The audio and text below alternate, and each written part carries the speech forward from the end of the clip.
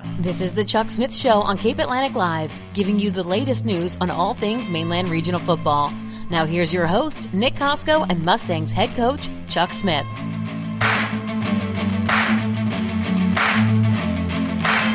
What's going on, everybody? Welcome to the Chuck Smith Show right here on Cape Atlantic Live. I'm your host, Nick Kosko. With me, as always, is Mainland head coach Chuck Smith. And, Coach, you guys are still undefeated, still playing a huge win over Winslow in the New Jersey Group 4 state semifinals. And coming up next, it's Ramapo for the state title in Group 4 at Rutgers University on Sunday at 2 o'clock. Big stage for you guys, but it just seems like every week we do this. Biggest challenge coming up. You guys get up for that challenge, and all of a sudden you're running away with it, putting the game on ice, and already getting ready for the next one. I gotta say that was quite another impressive performance from you guys on Friday night.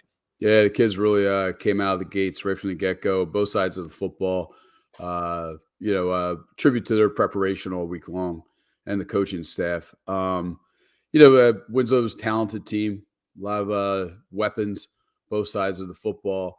And our guys just got to it. And Winslow had some success driving the ball on us here and there, but we were able to force a few big turnovers, which really swung the game in our way. And our offense was very efficient with the football the other night to really get it going for us, to have a good halftime lead and then to kind of like lock it in the second half there. Absolutely. Final score 41-7. It was a little bit back and forth with some physical battles early on, but obviously, again, you guys did pull away. So Ramapo is coming up in the state final on Sunday. We'll get into them in a little bit. Just had to ask you about this point of the season last year. Again, everyone always wanted to talk about the Millville loss from last year. You guys avenged that loss, so to speak, in the sectional final just a couple of weeks ago. But knowing that this is where you fell short last year and didn't get to this big stage in 2022, I'm not going to say it was a sigh of relief for you guys or a load off your shoulders, but that had to have been, all right, this is a great feeling. This is what you've been really searching for all winter, all summer, and all fall. Yeah, it was our goal at the beginning of summer was state championship. We thought we had the team, the talent to get there. Of course, we know it's not an easy road. Only two teams make it there. But, the Millville game was a big game for us for the sectional final there. And to avenge the loss that we had against them the year before, and then you turn around and you got to get back from that game. And our team has been very good at turning the page this year. And, as a coach, you're always afraid of that letdown after a huge emotional win like the Millville game was. But our guys really put it in the rearview mirror right away, had a great week of preparation. And they knew and they realized, and we talked about it on Monday last week, this is where we were last year. This is where we fell, and we could have been right in that state final. And if we're going to be better than we were last year, we got to win this week. And the kids were focused on that and got the job done. It was it was a really good team effort all around. What was it like going into that environment? Again, this year they changed it to no longer the neutral site for those state semifinals. They wanted to put it the home team or the home field for the higher seed. And again, we've talked about it all year long. That's high school football. What was that environment like at Winslow on Friday night? I'll tell you what, Winslow's green and white also, but our home bleachers were mobbed. I'm nothing against Winslow, but we had way more fans than they did. Our corral crazies traveled well. We had three school buses of students come up, plus a ton of alumni, a ton of fans coming up. I mean, the bleachers were packed, and it was like 2-3 deep all the way around the fence on our home side, on our side. And it was just a great environment. It really was. The crowd was into the game the whole time. It was a beautiful night for football too. It was a good mild night, not much wind on the field, but it was a great atmosphere.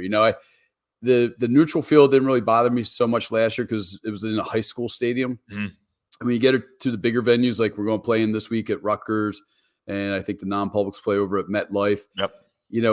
As I guess it's a neat experience to go and play in these stadiums, but to me, you lose that feel of a high school football game with the stands are packed. It's just going to be a small section of fans in the stadium. Stadium's going to look really empty, and you kind of lose that, I think, in these venues. Like if it was held at like a Rowan or a Keene University, I think when you have a smaller university thing like that, like I remember going to some of the finals up at Rowan, and this place was packed because everybody's in those stands. And it makes it a little bit better of a feeling of a championship game and seeing how many people were really there, But hey, we're happy where we are. Believe me, we're happy to be traveling to Rutgers this week.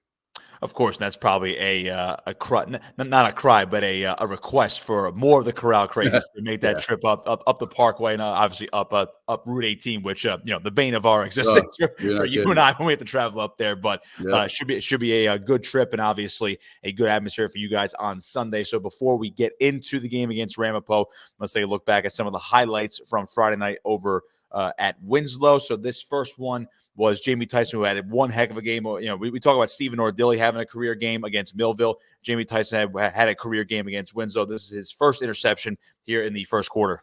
Yeah, this is after we had already scored, and Winslow was moving the ball a little bit on us, and our safety, Liam Kennedy, made a great break on the ball right there to cause that ball to go high, and Jamie happened to be in the right spot at the right time and helped set up our second touchdown of the game. Jamie really has come on this second half of the season. He's been on every team's number one receiver. So he was on Cam Miller the other night, held him to 0 catches. The week before he was on the Brooks kid who had 3 catches. I can't say enough about him. And he's doing on both sides of the football too, not just defensively. He's a lockdown corner, but he's also doing a great job on offense too. Yeah, I remember we talked about, especially in the second half of the season, how good he's been as a corner this year, but he's really come on as a wide receiver, which leads me into this next play. He did score, obviously, on this. I believe this is the ensuing possession. This is in the second quarter. Johnny finds him for a wide-open touchdown. Yeah, it's the first play of the second quarter. We saw how they're playing their secondary on our motion, and Jamie did a great job of selling it. And, of course, Johnny was on fire. I mean, we didn't throw many passes the other night, but every one of his passes was spot on the other night. And Jamie just did a great job running underneath the football to put us up 2 scores right there. What does that say about you? You mentioned the ability to pass the football and how that needed to increase and just get better and better as the season progressed. And, of course, when you play teams like this, you have to be able to throw the football in these big spots, in these sectional final games, in these state semifinal games. And it's gotten you now to where you balance that in an elite running game to where Johnny, as a sophomore quarterback, is really just getting better and better. And, of course, he's got quite the playmaker to throw to as well. Yeah, it evens out our offense, that we're not – we are a run football team. Everybody knows that. We're not hiding anything about that. But it enables us to have an ability that we can play something off of it, whether it's our play action game or sprint out game or a quick series game. And Johnny has gotten so much better. I think he's over 60% completion percentage now, which is what we're striving at. The beginning of the season was in the 40s, and that's what we always strive for, is to be 60 or better, And he's just been very good. He's been very accurate, very smart in the reading of the coverages and what's going on, what's presented to him, moving from his first to his second and third read. The kids enjoy it too, because, hey, listen, you can only tell somebody you're going to block all the time on the perimeter and not catch any passes. So you got to throw them a bone every once in a while.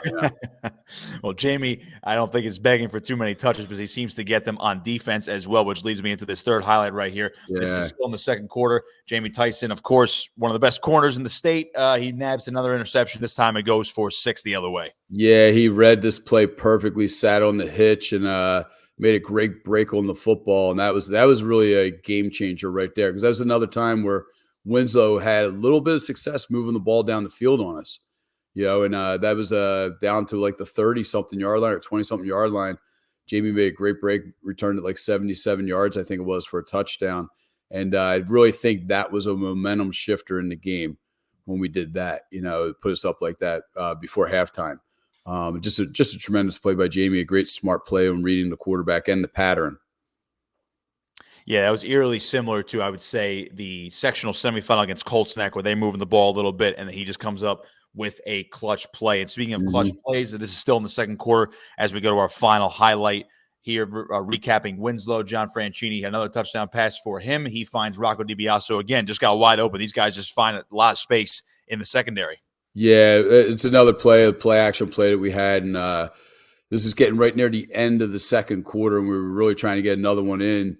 To keep that momentum and keep that lead, because Winslow's a dangerous team. They have a lot of guys that could take a catch and go, just like Millville, go 60, 70 yards in a heartbeat. Next thing you know, you're back into a battle. So it was important for us to try to stretch that lead as much as we could, knowing that they were getting the ball to start the second half also. So that was big, because we were only up 2 scores, I think, at that point. And then, if they get the ball back and score, we're right back into a barn brawl again. And so that was big for us. It was a nice job, because Rocco not only is a very good running back, and a great blocker, but he's a very capable wide receiver out there. And he's caught quite a few big balls for us this year. And his just ability and his hand-eye coordination is second to none. So with that in the rearview mirror, again, 41-7 win over Winslow in the New Jersey Group 4 state semifinals. Ramapo is up next. Battle of two undefeated teams, both 12-0, coming up on Sunday at 2 o'clock at Rutgers University. Of course, that game will be on NJ.com. So before we get into that, Coach, we'll take a quick break right here. Keep it locked here. Chuck Smith Show on Cape Atlantic Live. This Cape Atlantic Live production of Mainland Regional Football is brought to you by Charlie's Bar and Restaurant, The Docks Place, Orio's Bar and Grill, Shore Orthopedic, Golden Nugget Atlantic City Casino Hotel and Marina, Edmunds GovTech, Darcy Johnson Day Law Firm, and Ulmer's Appliance Service.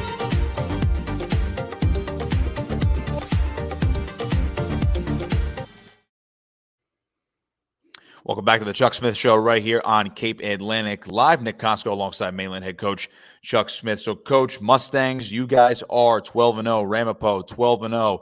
Couldn't ask for anything better. So, on the surface, before we break down some of the matchups individually in this football game, just this has to be exactly what you guys wanted. I know you guys want a state title, but it feels like this is right to try to win it against arguably the other best team in the state. Oh, absolutely. Like we talked about the kids.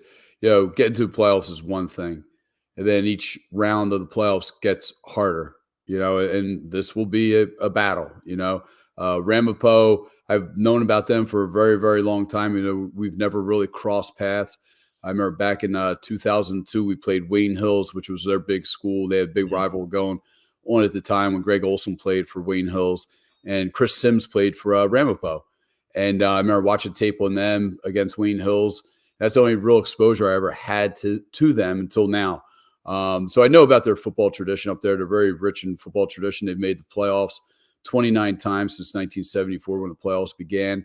I think they were in 17 finals and have won 12 sectional titles. Mm-hmm. They have a lot of tradition and pride in their program. When you watch tape of the kids, you can see how well coached they are. There's a great winning culture embedded into that program. You can just tell by the way the kids react, how they handle themselves on the field, even when times might not be the best of times. They handle themselves with a lot of class, and it's just a trademark of a great program. And it's a great honor to be in this game and to play a team like that. We know it's going to be a big battle up there. It's going to be our toughest test of the season. And I don't expect it to be easy at all, like any of these games.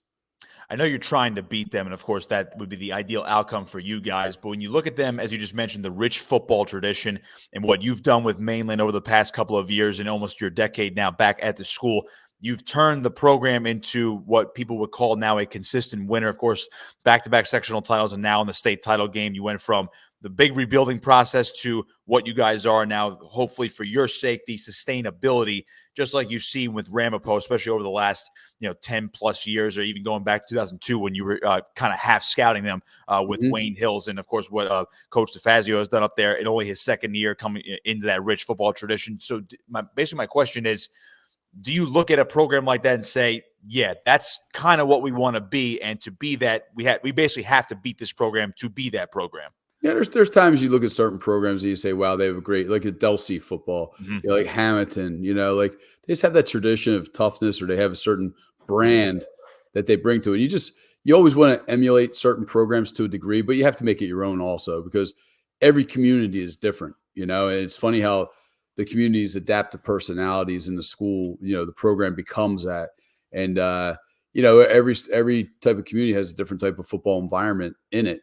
And, you just hope that you build a program where you have, a high standard, a work ethic, and the kids buy into it. And there's a lot of kids that don't buy into it. It just doesn't fit for them, but you hope you have that. And of course it takes talent, talent comes and goes, but as long as you have that consistency and you have a basis of a program, even when you don't have the talent, you're going to be competitive, and I think that's a big part, like a lot of things go into coaching. I think a lot with coaching is just making sure you have the right schemes that fit your personnel. What happens on the field is going to happen on the field. You just hope to put the kids in a great spot to be successful. And then, hey, if they get out athleted or out whatever, that happens, and that's going to happen.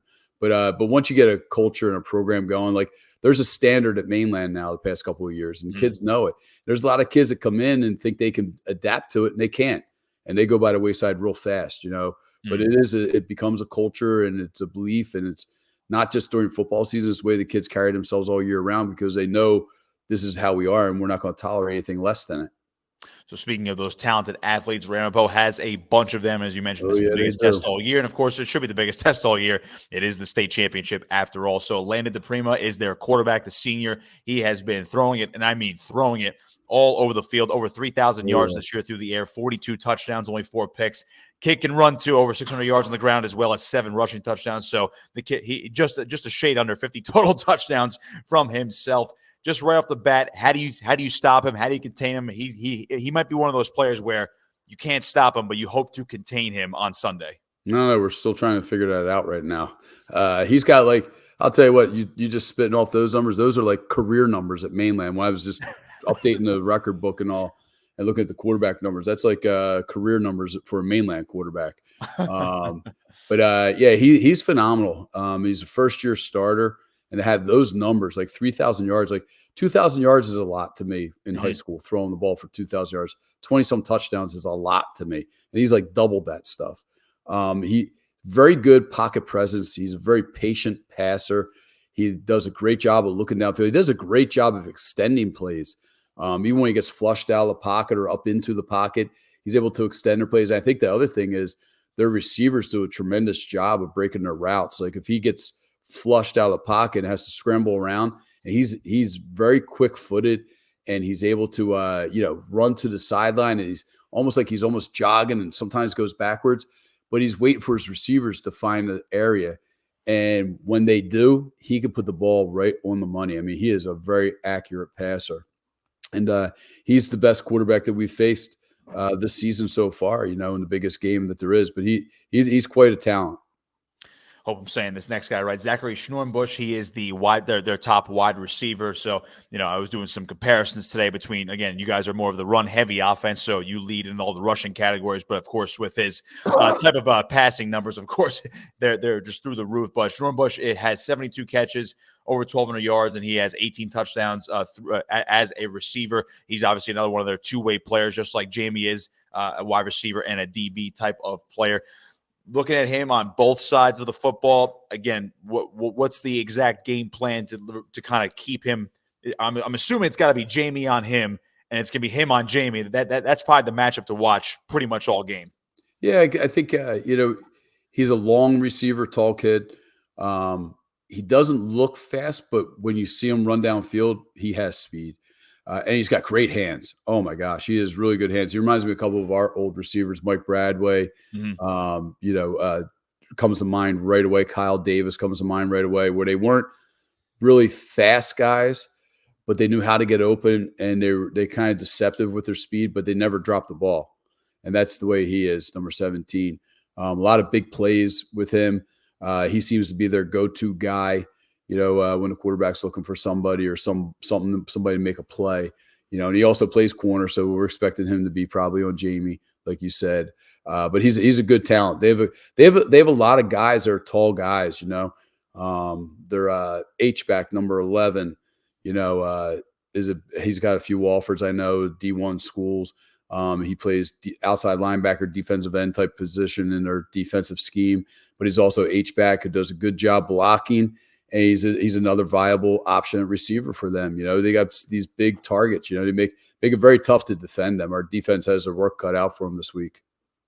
Yeah, that's Charlie Wingfield, the one you were just referring to, who catches. He obviously tackles, and as we were talking pre-show, he's a good kicker as well. He can really. He's a really good kicker. He might be the best kicker I've seen on kickoffs this year. He does a great job of placing the ball exactly where they want it to go on their scheme. And he gets a lot of depth on it, which causes a lot of headaches. When you have a kid that can kick it to the goal line or just outside that goal line, that presents a lot of problems. It's going to probably look pretty natural when he's kicking off inside a Division I college stadium, of course. So another one more matchup for you. This is really just between, again, you guys have it's like you guys have a JJ Sinclair. They have their own version of that too. Ramapo does with Zach Darwish. He's only a junior, again, right around the century mark for tackles. Again, he gets in the backfield as well, but he's their go-to guy in the middle when it comes to, arguably their defensive captain. Without me seeing a C on his jersey, but he is their version of JJ. When you look at the tape, how do you combat that guy who can really read opposing offenses? And again, you guys are predicated in the run game, so I'm sure he's going to be trying to snuff out whether it's Stephen or Billy Cohen-Cook or Rocco DiBiaso. Yeah, he's a very good linebacker.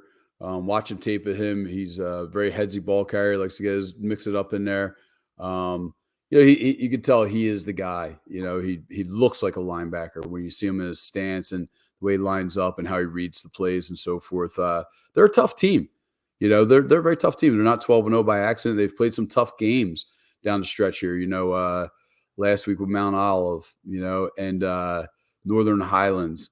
Those were tough games that they came back to win. They were losing in those games and came back to win. And that just proves to me the type of culture and the program that they are. They're a winning program, and they believe in themselves. There's no doubt. Some teams you get up on, especially late in the game, and you see cracks in the foundation. You just hope you make those cracks a little bit bigger so it makes it easier for you. That doesn't happen with Ramapo. It does not happen. It's a tremendous tribute to their coaching staff that they're able to embed that into their kids. And that's why they've had a winning culture. They were 8-3 last year. They were better than that the year before in the last year of the previous head coach. But it's something that's been handed down. They've been a competitive program. If you look back over the years at their program, they've been very competitive for a very long time.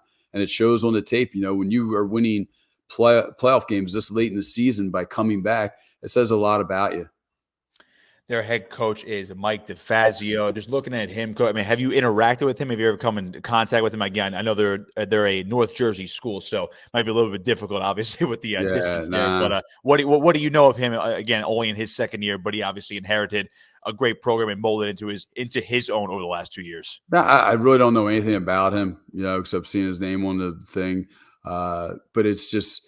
I have a lot of respect for him because I really like the way he runs his football program. There's certain programs you look at, you see how they're run. And you can, I've been around this long enough time. You can just watch the way a team is, how they react, how their players are away from the football, how their sidelines are, and things like that. And he does a great job with his program. And I always look at that. And there's other programs that you see, people taking plays off and stuff going on sidelines while the game's going on. And that's something you hopefully can expose at one point or another in the course of a game, but you don't see that with Ramapo. One more for you, Coach, before we get out of here. And again, Sunday, 2:00, Rutgers University, Mainland, Ramapo for all the marbles, New Jersey Group 4 state championship. Just is it hard to put this game into words of what this means? Because this is only the second year where New Jersey takes you this far in the playoffs. It used to be you won your sectional title. People, sometimes even kids would say, yeah, we were state champs that year, but you won sectional title. There's a bunch of them. And then the regional bowl games came out. And then last year, again, you guys were fighting to try to get to this game, but in only its second iteration, it seems like it's already getting embedded in the New Jersey football culture at this point where it's like, I think this state deserves a game like this where you play on the big stage for everything. And what's been your message to the team so far this week with film study, with practice? Obviously, Thanksgiving is on Thursday, so that gets thrown into the loop with this game as well. But it's almost like it's bigger than just one person or even one team at this point. Yeah, it's first off, I don't understand why it took so long to get to this. Mm-hmm. The non-publics had a state champion forever. Mm. And I know Thanksgiving was a big curveball in it because that was the game forever, it seemed. And I guess as teams started to slowly get away with it with the expansion of the playoffs, then it became easier to make a state champion. And it's really awesome, I think. I think it's awesome for the schools that you can still play for that sectional title and then you can play for the ultimate title, which is really awesome. And that's what we told the kids, like, this is what we've been waiting for, is to get this opportunity to play for this state championship. And now we're here. You never know if you're really going to get there, and now we're here. And we know this is going to be the biggest battle of our football season. And for some of us, our football careers, and have an opportunity to represent the southern part of the state in this Super Bowl of high school, And, our kids, we locked in. You know, we have a good group of kids. Obviously, they're very focused on what it is at hand. There was a lot of excitement today at our team meeting before we went out on the field for our walkthrough practices, and they know they got to do a lot of film study, and they will. And we got to have a great week of practice. You know, at this point in the season, you are who you are. You just got to be careful if you don't want any unnecessary injuries this week, because I've seen that happen in the past. I had to deal with that stuff, and now you got a holiday in the middle of the week, kind of. So we're going to work hard. We're going to give our team off on Thursday to enjoy the time with their family, and then we're coming in early Friday morning. We're going to be gearing up all towards going up to Rutgers and hopefully bringing back that trophy to Linwood. Well, we can't wait to see it on Sunday again, 2:00, Rutgers University, my alma mater. So obviously, I got the pen right up there. So I'm sending paychecks up there right now. Well, it's going to be really cool to see you guys represent South Jersey. Obviously, represent the town of Linwood, of course, Northfield and Summers Point, putting it all on for all the Cape Atlantic teams and Atlantic County down here. It's going to be really cool to see you guys all the way up there against a North Jersey power. So again, good luck on Sunday, Coach. Wish you all the best, and obviously we will talk again either next week or after that about a season wrap up, and hopefully it'll be a happy occasion for you guys. And I hope so. That's the plan. Right on camera. We hope there's a big state champion trophy that's going to be in the case in the school for years to come. So good luck on Sunday once again, and I appreciate your time as always. Thanks, Nick. Thanks, Matt, too, man. I really appreciate all you do. Chuck Smith Show right here on Cape Atlantic Live.